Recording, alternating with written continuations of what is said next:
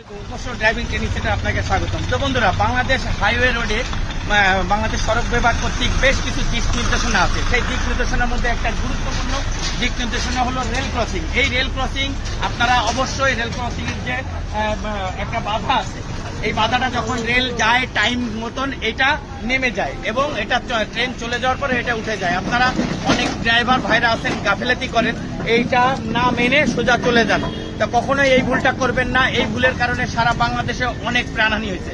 এই প্রাণহানি আমরা আর দেখতে চাই না। আপনারা সবাই এই রেল ক্রসিং যখনই দেখবেন তখনই স্লো করবেন। আগে দেখবেন যে ট্রেন যাচ্ছে কিনা, ট্রেন যদি না যায় পার হয়ে যাবেন, আর যদি ট্রেনটা ফেলে যায় সেটা ট্রেন চলে যাওয়ার পরে তারপরে পারাবার করবেন। এবং অনেক জায়গায় আছে এই সীমানা বাধা, যেটা রেল ক্রসিং এ আটকানোর জন্য যে পিলার এটা থাকে না, সেখানে আপনারা অবশ্যই দেখে শুনে নিরাপদে পার হবেন। এবং সবসময় একটা কথা মনে রাখবেন, ট্রাফিক সিগন্যাল আপনার জীবন বাঁচাবে, ট্রাফিক সিগন্যাল আপনাকে পথ চলতে সহায়তা করবে।